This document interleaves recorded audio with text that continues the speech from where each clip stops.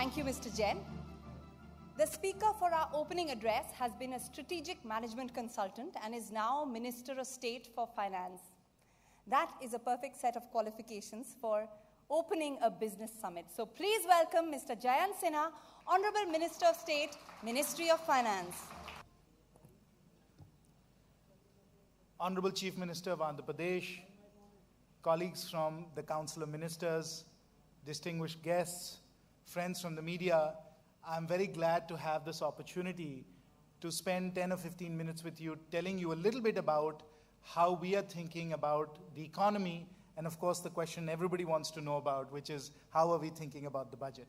So let me spend a few minutes laying out some priorities and perhaps a framework for thinking about both the economy as well as what we're thinking of specifically as far as the budget is concerned. We've all agreed, I think, collectively as a nation, and the decisive mandate that we got in May is demonstration of that, is that we are not satisfied with the growth and the stagnation that we experienced over the last 5 or 6 years. Everybody wants to see this economy growing at 7 to 8% a year, if not even higher. And we want a growth rate that is non-inflationary and is sustainable from an environmental point of view. One of the serious challenges we face, of course, is global climate change and the water shortages that we are likely to face as well. So we want growth that is at 7 to 8% a year, but that is non-inflationary so that we don't enter that boom-bust cycle that we've seen before, and that is environmentally sustainable. At the same time, even as we are growing at that rate, it's very important for us to create those millions and millions of net new jobs in the formal sector that our people need, our young workforce needs. And this is not simply a matter of political necessity. I think all of us honestly believe it is our moral responsibility to be able to make sure that these young people entering this workforce get the good, high-paying, high-quality jobs they need at this stage in their lives. Now, to be able to achieve that, our economy has to be globally competitive. And much of what we're doing is to focus on making this economy much more globally competitive. But I want to add one more thing to this in terms of the economic framework and how we are thinking about the budget, which is that it's not just necessary to be globally competitive, we also have to have an innovation-driven economy as well. So we have to be globally competitive, but we need to be innovation-driven, and that's where I'm going to spend the bulk of my remarks today. Now, as you look at globally competitive thinking and what do we need to do for the economy to be globally competitive, we have to start with the high-quality infrastructure. Now, whether that's roads, highways, ports, all of those sectors need attention, all of those sectors need investment so that we genuinely have the high-quality infrastructure that we need to power our growth forward and to avoid the supply-side bottlenecks. And a very important aspect of infrastructure is the digital infrastructure, and Digital India is a very important element of how we are thinking about infrastructure. Along with having that high-quality infrastructure, we are also looking to establish a predictable, stable, and fair tax regime. And the Honorable Prime Minister and the Honorable Finance Minister have spoken about this multiple times, that we need a tax system that is conducive to being globally competitive and enabling our businesses to flourish and prosper. And along with that, of course, the ease of doing business work that we're doing so that we take India from being 142nd in the World Bank rankings to being in the top 50. That is another very important element of making our economy globally competitive. And once we put these in place, a good tax regime, high quality infrastructure, the tax system that we need to encourage enterprise, I think that's when Make in India is going to really work. And of course, we are streamlining regulations, we are streamlining much of what you have to do to get a business going and to be able to deal with the routine compliance that you have to do. That's what we're trying to do with ease of doing business. And all of this will add to the productive capacity that our economy needs and make our economy globally competitive. But this is on the hard asset side. Even as we are building on the hard asset side, we have to build on the soft assets. And that's really the human capital that we need to power the economy forward and to be globally competitive.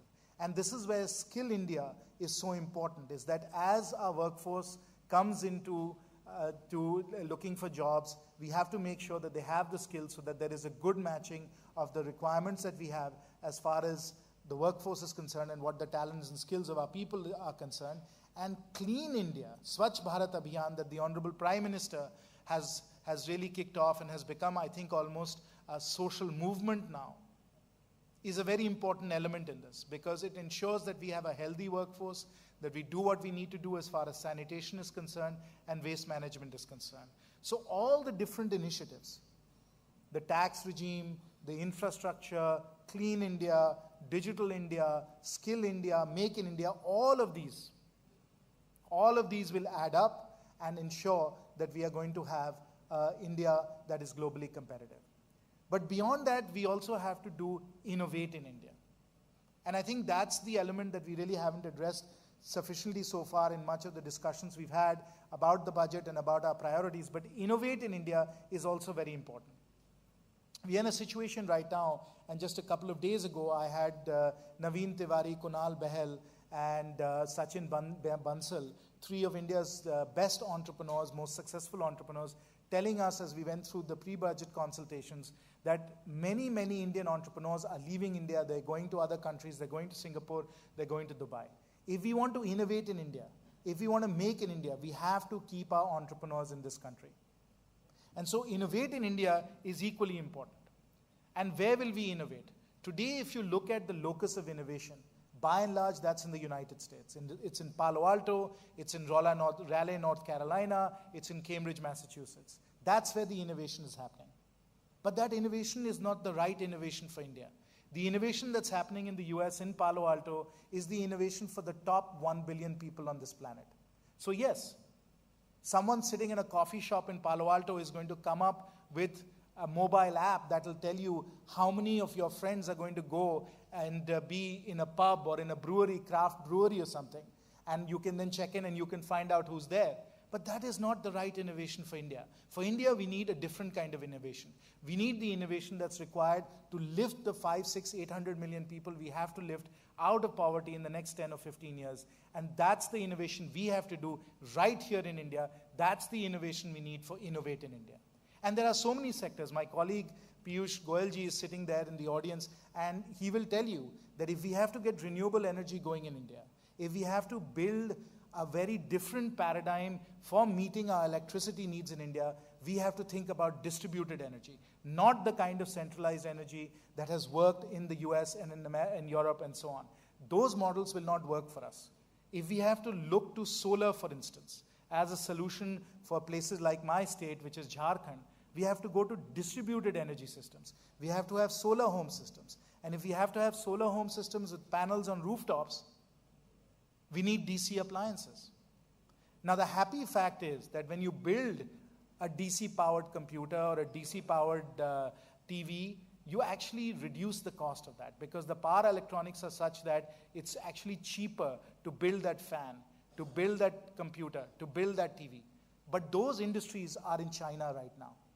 And what a great opportunity for us as a country, that if we can build a distributed energy system where we need these DC-powered appliances, we can have Make in India working on these entirely new industries that are driven of Indian innovation and where we are not trying to replicate China. Those are the opportunities. That's what we have to do if we want to make in India. And that's just in energy. Let's talk about waste management. All of you know what it's like to travel in Indian villages or even in the mohallas and sadly the slums of Delhi and Mumbai. You'll see plastic packets everywhere. You'll see people eating chips or pan parag masala and just throwing it on the side. How do we pick up that waste and process it? We can't do that through large centralized systems. We may need compact waste management units. That's the innovation we need.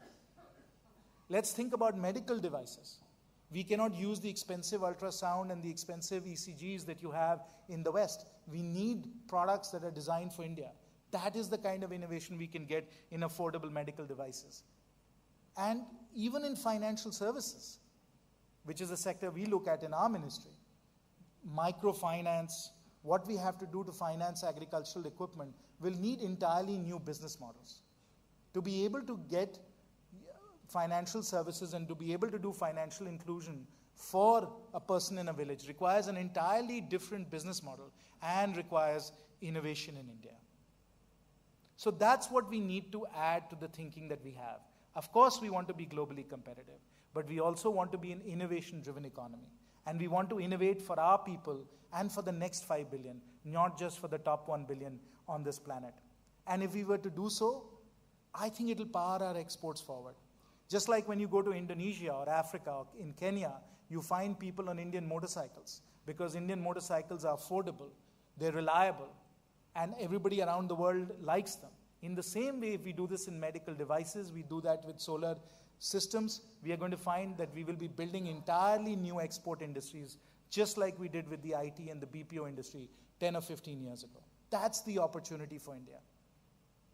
And if we do that, ladies and gentlemen, if we do that we have globally competitive industries, but we also have innovative industries that are exporting around the world, we will have created over the next 5 or 10 years a growth model for India that will be unique, that will be different, and that will really be able to lift our people out of the poverty and the deprivation that they face into a much better world. Achhe din tab zarur aayenge. Thank you very much. Thank you, and enjoy the conference.